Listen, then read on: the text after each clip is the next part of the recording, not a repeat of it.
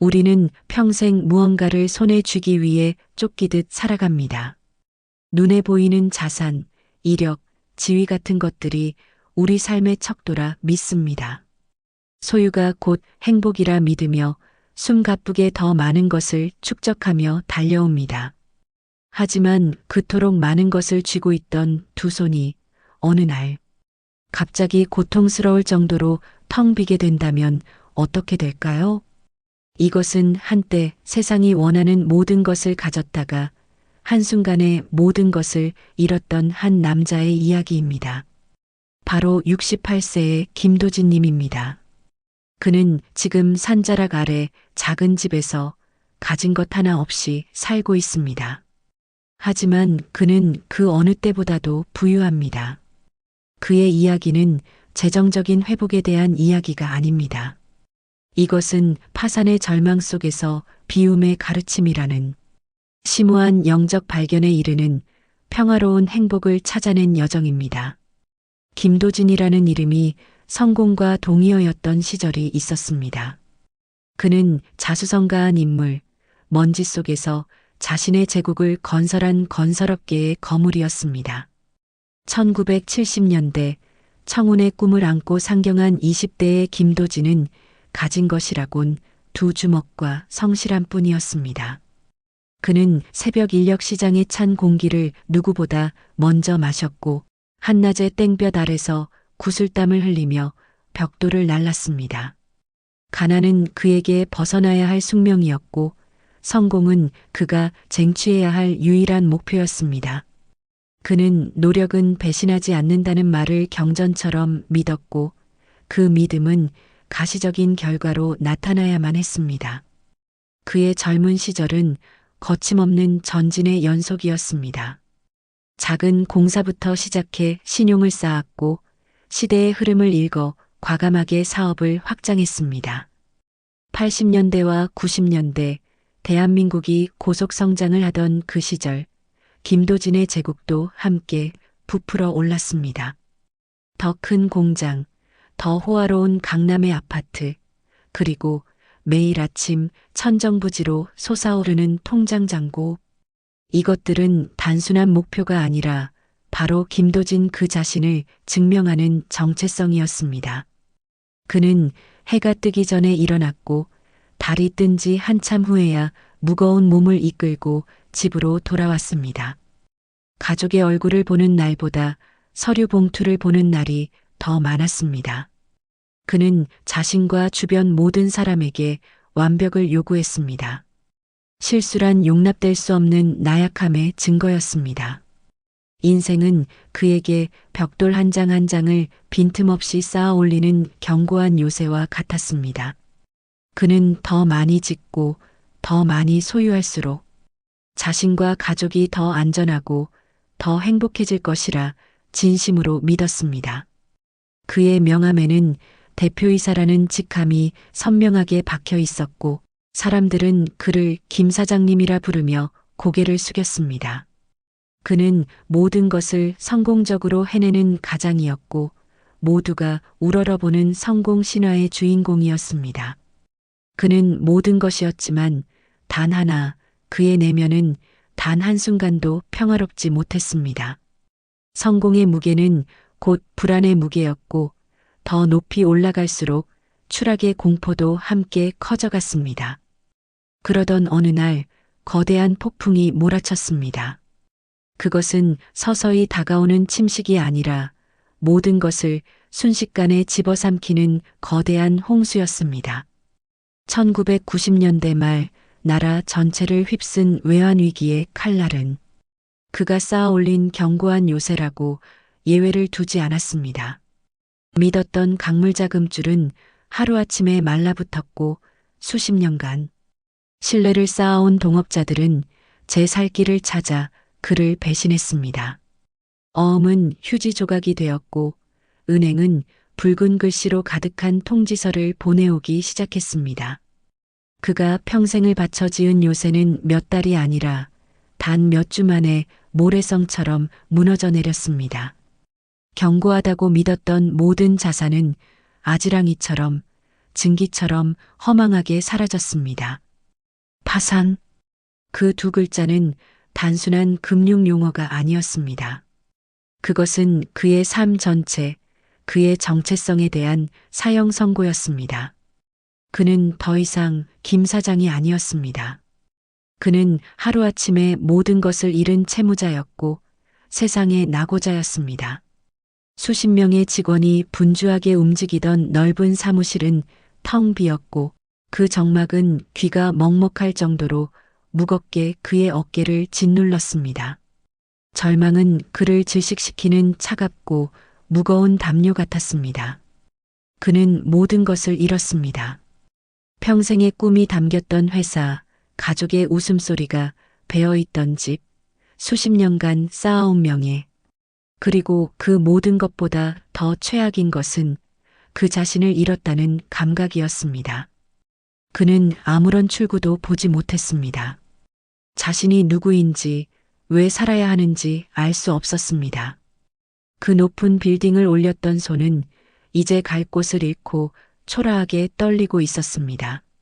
모든 것을 지었던 그 남자는 이제 그 자신을 무너뜨리고 싶은 충동 외에는 아무것도 느낄 수 없었습니다. 그는 넋이 나간 채 몇 달을 목적 없이 헤맸습니다.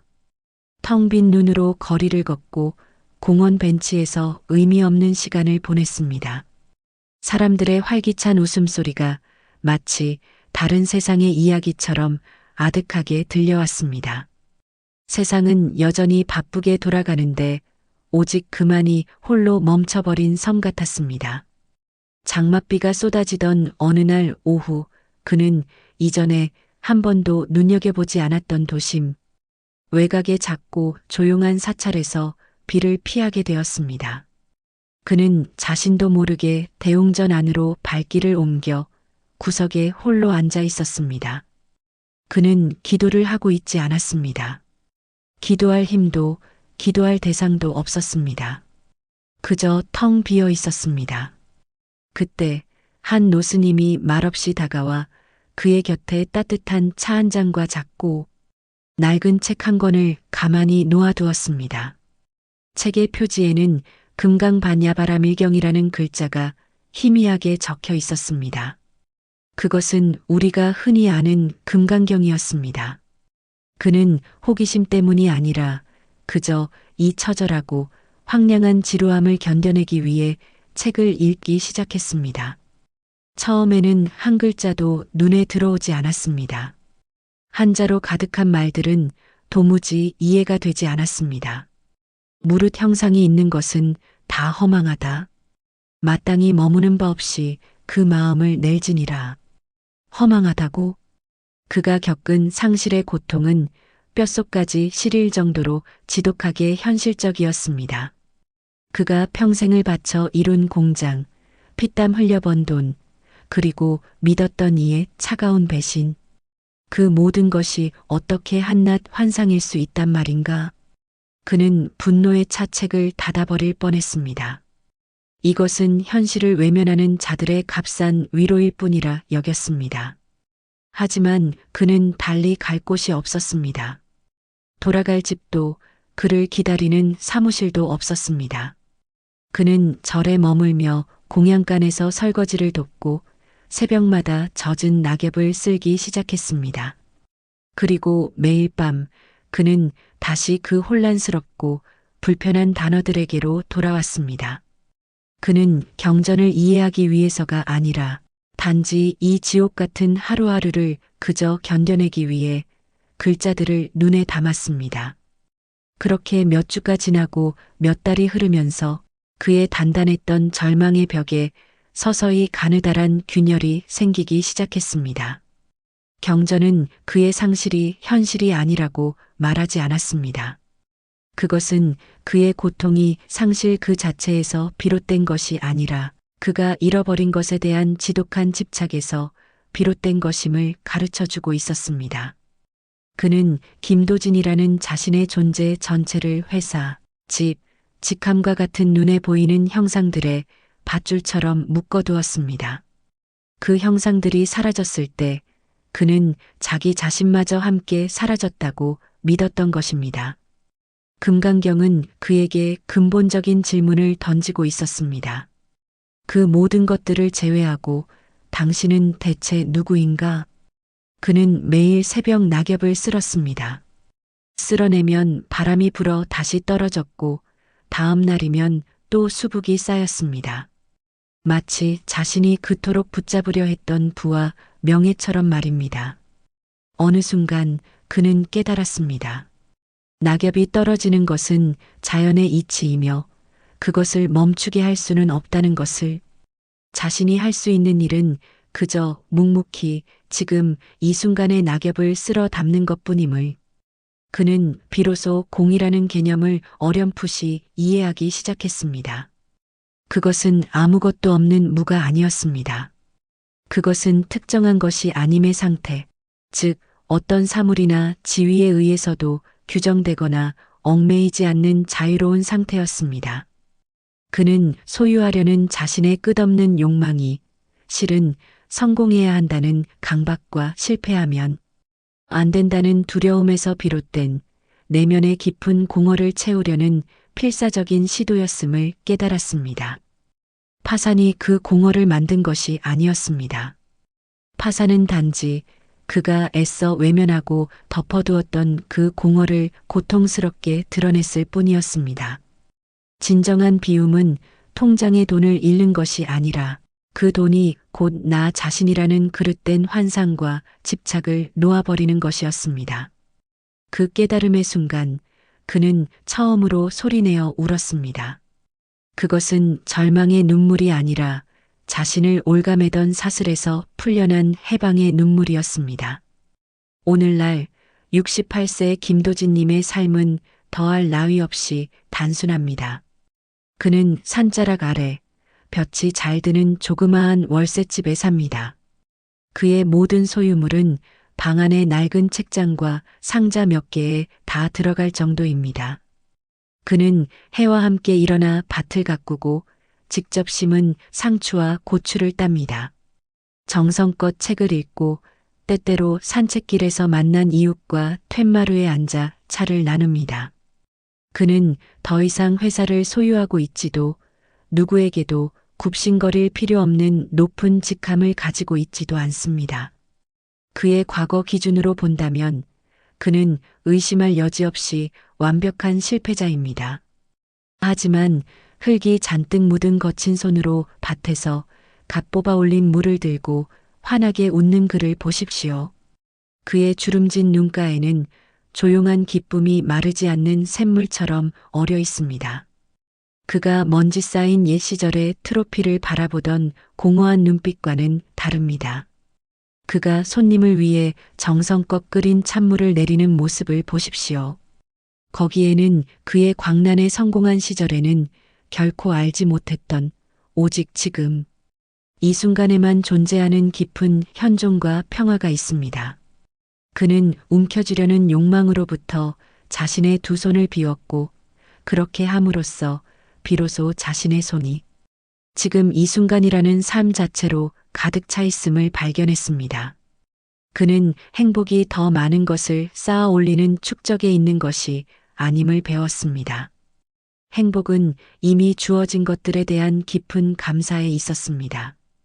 그는 막대한 물질적 부를 잃었지만 그 무엇과도 바꿀 수 없는 평화로운 마음이라는 헤아릴 수 없는 부를 얻었습니다. 그는 김 사장으로 불리던 화려한 과거에 대한 집착을 놓아주었고 그 대가로 그 누구도 빼앗아갈 수 없는 현재라는 빛나는 선물을 받았습니다. 그는 궁극적인 성공이 더 많이 가지는 것이 아니라 더 많이 존재하는 것임을 온몸으로 배웠습니다. 더 많이 현존하고 더 많이 감사하며 더 많이 자기 자신으로 존재하는 것 말입니다.